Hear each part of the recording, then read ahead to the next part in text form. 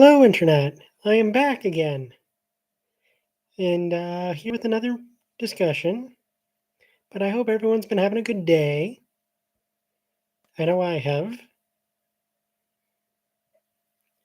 Any day where you're not getting fired, that's a good day, right? Oh boy.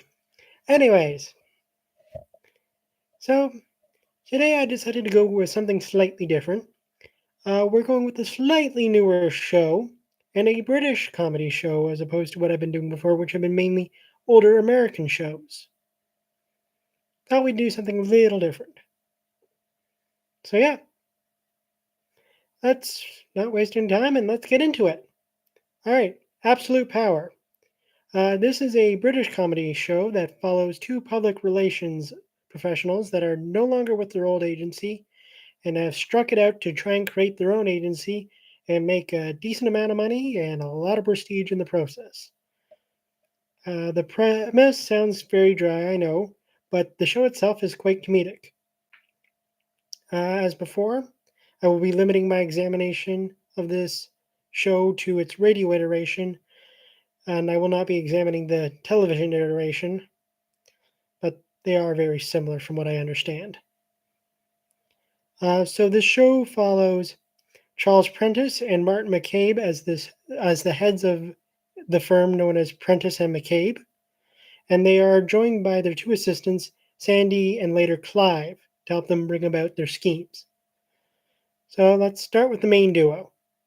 Charles Prentice is an amoral but clever public relations man. He's the driving force behind the agency and is often been is I would really wish it if you didn't get tongue tied. It makes me look bad. Ugh. So yeah, he's the driving force behind the agency and is the one finding clients for the company to represent and stuff like that. He's very good at coming up with plans that get the agency both into trouble and out of trouble. He often steals his partner Martin's ideas and passes them off as his own. Moving on to Martin, Martin McCabe is very lazy and often goes for long lunches. I had a boss like that once. Real jerk. Anywho, uh, he's an excellent writer and capable of writing good slogans. So he's capable, unlike that boss. He will often come in at the last moment and save the agency, and he has a taste for luxury and a distaste for work. We've all had coworkers like that, I'm sure. Moving on to the support staff, we have Sandy, who is an office worker trainee who's working at the agency to get experience. She's often made to do things that the main duo does not want to do, and as she's only meant to be doing certain kinds of work for her program, uh, she's often conned into doing tasks. Yeah, great bunch of guys, right? Clive is a later addition to the series. He's useless and stupid, and effectively a flunky of these guys, and he's trying to learn the public relations business, but he is not very good. So, this is sort of how the show goes. An outlandish client comes into the agency to hire the duo to change perceptions about them in some way. The agency will try a variety of different tactics to improve the view of the client, but each attempt fails. And until the agency, comes up with a solution at the last minute. As the show goes on, there are like additional elements added to it. There's like more of a focus on governmental clients than like regular private companies and clients like that. And there is also a rival agency that the pair have to outdo so that they can get clients to work for them. On the subject of governmental clients, a consistent plotline in the story is that the agency is on retainer for the British government. And by government, I mean like the party in power, not like civil servants and stuff like that. Political rather than governmental, I guess. So the members of the agency are often called out to strange locales to get hidden and secret orders to achieve a certain objective for the government, like somewhere where there's nobody, like real cloak and dagger, clandestine stuff like that. that, is usually spoofed and whatnot. But yeah, so their contact with the British government is a guy called Archie Hildrich. He's sort of like a caricature of a governmental operative, and it's quite funny in his way.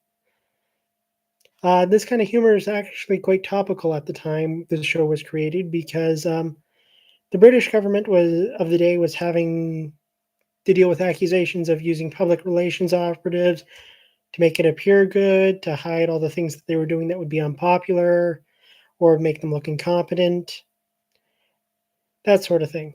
And some of the tension in the series itself is created by when the agent's really is working for a client whose goals go directly against what the government is hiring the firm to do.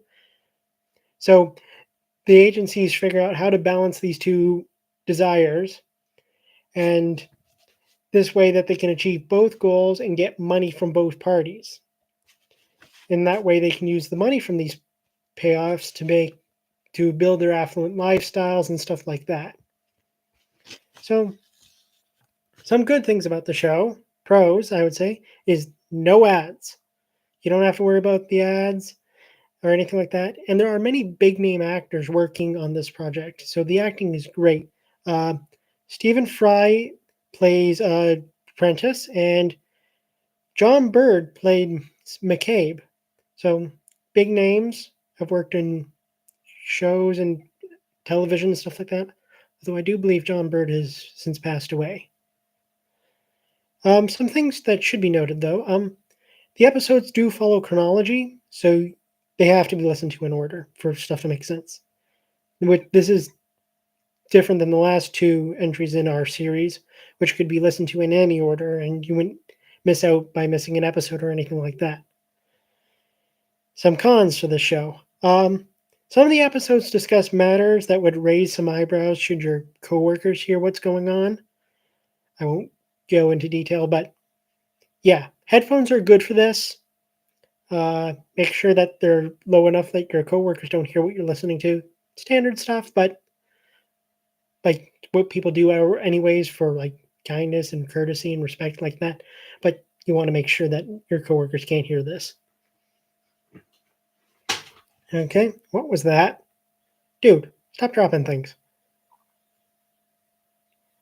He was doing so well. And then he goes and drops something. You can't get the help these days. Apparently, he is not help, he's the driving force. I would disagree, but I will not have this argument here in front of everybody. Okay. So, where was I? Another issue that I think you need to be aware of for this is sometimes some of the recordings that I've encountered of the show are incomplete. Like the last part, I think of an episode or two are maybe missing, but there are complete versions out there. Just be aware of that. Stop making noise, dude. Anyways, could it be recreated today? Well, the show came out like early 2000s, so I don't think like it's fairly current.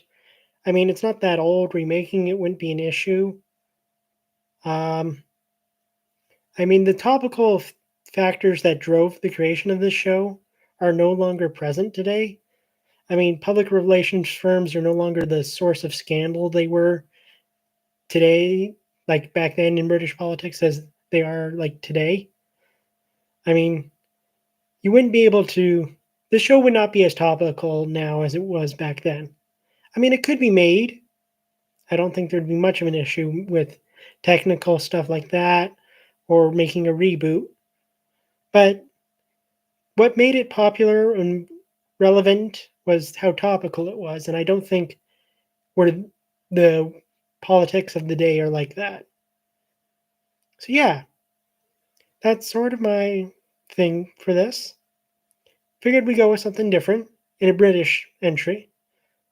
Felt it was neat to do something different like that. Anyways, thank you for coming.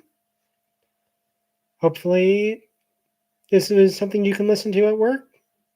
Make that dreary 9 to 5 slightly better. Anyways, I hope the rest of you have a great day. Thank you for coming by.